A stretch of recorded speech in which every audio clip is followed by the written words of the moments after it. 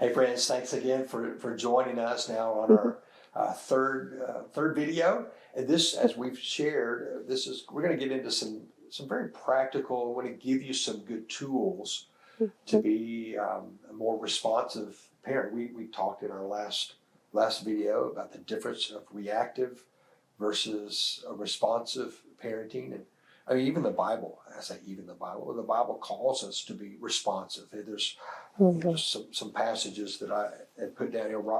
Proverbs 15:1, a soft answer turns away wrath. A gentle, that's a responsive answer. It's not a reactive answer. Fathers, don't provoke your children to anger. Oftentimes that comes from reactive parenting. Don't let any corrupting talk come out of your mouths, but only such as good for building up, as fits the occasion, that it may give grace to those who hear. Again, there's that responsive, that pause, that thinking about how do I, rather than react, how do I, see this as a good teaching moment, and where the fruit of the Spirit is born out: love, joy, peace, patience, kindness, goodness, faithfulness, gentleness, and self-control. How are the fruit of the Spirit showing up in my parenting and as an ambassador? How am I representing that to my kids? So Shelley, let's get very practical. Okay. You mentioned in our lesson something about the pause. I want us to kind of break that out. What in the world is the pause? Yeah. So the pause is actually the foundation of responsive parenting, right? Remember, we talked about that chemical reaction, what that looks like. It's like an automatic, something wells up, and then now I've said or done something hurtful or not beneficial in my parenting. But a response requires a pause, and the pause is the very foundation of responsive parenting. So what does that practically look like? I think that's what we're talking about, is how does this practically work out in my everyday parenting? I think it's about, number one, noticing, okay, there's something going on, right, that I need to address, either with my child or even within myself. Like I'm feeling some kind of way about what my children are doing. That requires a pause in me, because I don't want that chemical reaction of, oh, something has welled up in me and now I'm, go to your room, Yes. right? Or don't talk that way to your mother, or, those types of things. That's a reaction. That wasn't a pause, right? Right. I mean, I think about my own life. There's a physiological thing that's happening to me. I can feel it kind of start somewhere low and it's making its way. I can feel it coming up into my neck, in my head, and then then I explode, right? Yeah. It's like things just come out of my mouth. So what we're talking about, somewhere before it gets up to here, I have to recognize it. Yes. That's part of the pause, is seeing it and knowing it, and then okay. I mean, are there some techniques? I mean, do I just breathe? What do I do in those moments? Yeah, absolutely. You can breathe, right? But it does start with awareness of, I am feeling some kind of way about what is happening here. And you're right. For me, it's kind of the same sensation. Like it starts here and it just builds. Sometimes I get red, or I'm like, and things just come out of my mouth. So what do I do when I notice that? Well, I have to be in the place, first of all, that I'm a noticer, right? I have to know there's something going on in me. There's a reason why I'm getting worked up here. I have to be able to be a noticer. And so once I have noticed that, I can take a pause. I can take a breath. I can go, you know what? Instead of that chemical reaction, deep breath, I'm going to take a breath. I'm going to think this through logically before I ever say anything. Now, if your child is in danger, if there is a safety issue, we definitely need to Right? We were going in there. We're not going, oh, what's my next best move, right? We're going to safety for them. But if we can, we do need to take a breath and think through, because we're ambassadors. Who am I representing here? Am I representing myself and my own need because I'm getting this welling up, right? Or am I representing Christ in the reaction that I'm going to have with my child? And it may be that there's a response that they need, maybe even a discipline that they need because they've done something, they disobeyed, they've done something wrong. But again, rather than react, like there have been times for me that I've just needed, I've needed a moment. So it may be I diffused the situation, or I asked my kids, "Hey, go to the room just for a minute. Let me kind of gather myself." Is that okay to even share that with our kids? That is absolutely okay. Go to your room for a second, and I'll be in there in a minute. Yes. Then you kind of recollect. Yes. And you know what that's teaching them is that, hey, Dad is thinking this through. Dad is coming up with a response. Dad is safe. He is not reacting to this, but he is going to come in with love and compassion, hopefully, right? And be able to address what has happened. You mentioned too, I think us realizing maybe that we are more reactive, if we can see that, maybe again, we've grown up in that, and that was a part of our experience, and then so now we're transferring into our kids. If we can see that that's a pattern, and there's going to be moments we react. We're not perfect parents, and so every one of us are going to have those moments, and we have to go and apologize for that, and we'll get there in a minute. But if we can see it, acknowledge it, and then begin to work, I think you're right on. If we can work on this pause, that will have huge positive consequences. Right.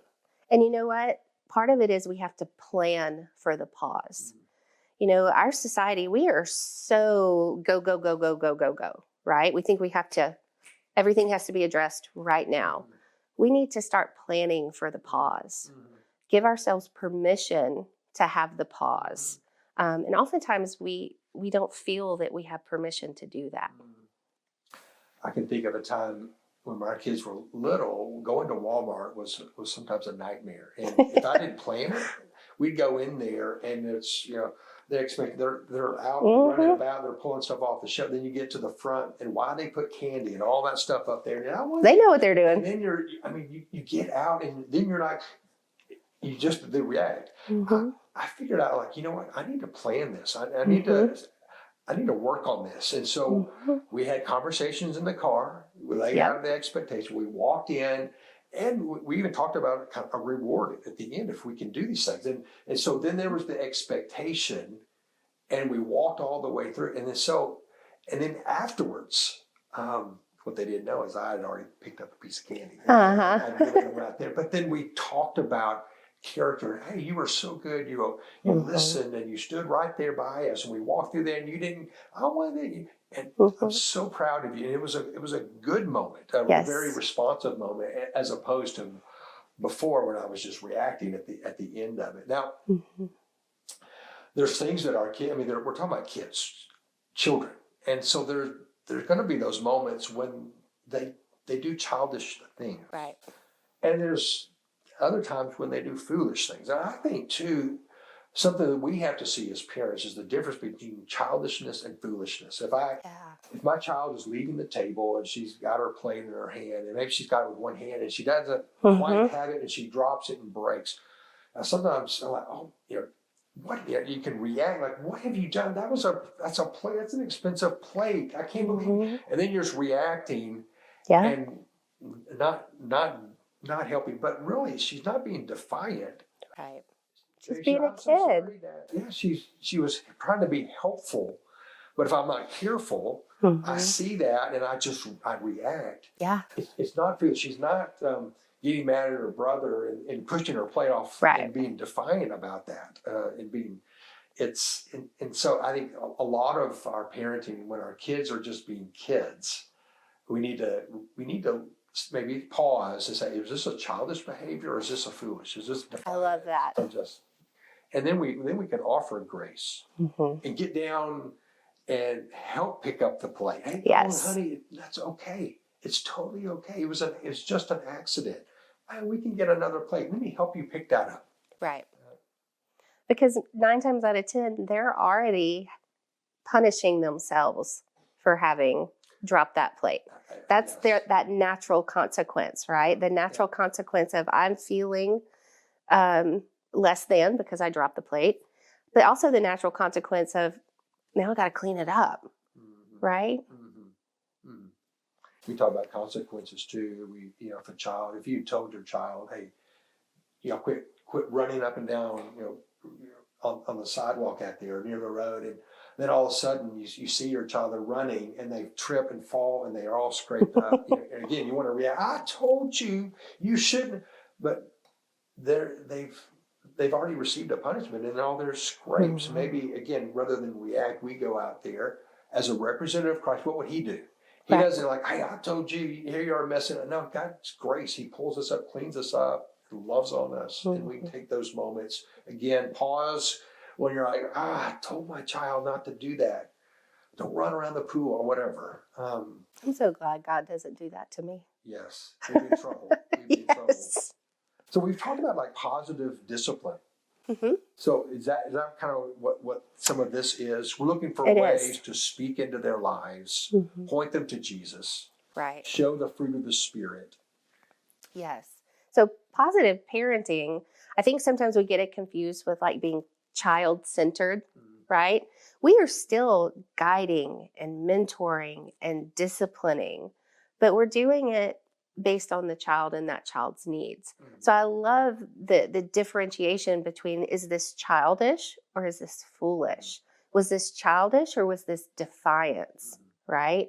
Now, if I am tired, like being tired is one of my triggers. Like I have really low capacity once I get tired, right? So I know, and I have to be aware of, if I'm tired and my child drops their plate, bringing it to the sink, I need to be really aware of my tiredness, that I don't just react, but that I'm validating their experience and giving them natural consequences to what had happened. And you mentioned triggers. That's a whole big topic. We could spend a whole session on trying to help define and determine what those are. But we're wanting to show grace. We're wanting to show the fruit of the Spirit, help model emotional regulation, keeping the connection between our kids very, very strong, so that we can continue to be teachers, disciplers, and be that ambassador in their lives. I think as we close out this session, we want to, whether it's triggers or help with the pause, we need to recognize that, again, we don't want you guys to think, hey, I'm hearing this, I'm beginning to identify, or hey, I'm a reactive parent, or man, this is a little bit overwhelming. And we still want to be available, right? This is not, these are just short little introduction to some of these topics, and we want to be here for you. As a pastor, that's part of what I want to do. I want to help equip. We as a church are dedicated to equipping parents. We have all kinds of resources at our church, and not just as in the spiritual realm, but I know for you in your practice, we want people to. Sometimes it's okay. There's no shame in reaching out and getting help, right? Oh, absolutely. I actually believe this is a great strength, right? If you are able to recognize, oh, maybe I do need to adjust. Maybe I do need to pivot and figure out some different ways of doing parenting. That's really a strength. And we also I want to recognize that, people have their own past traumas or old cycles of the way their parents did and the way their parents did, right? That when you become a cycle breaker and you're choosing to do something differently based on your ambassadorship, that is powerful. Yes. Goes back to what we were saying, hey, this can impact a lot of things, not Yes. just family, not just your life, not just your kids, but well beyond that.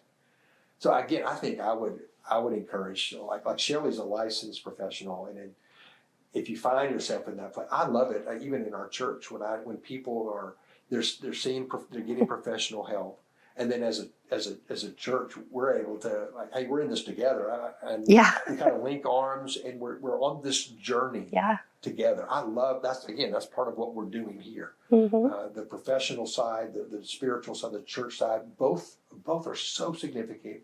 Both are wonderful tools that God uses, and that we need. We need. So, friend, if you find yourself in that situation, there's information. I would encourage you to reach out to Shelley, reach out to me, and again, we'd love to join with you in this journey, help you in any way that we can. So, well, we've got one more session. Join us in our video number 4 as we get down to the big part of heart change. That's what we're after.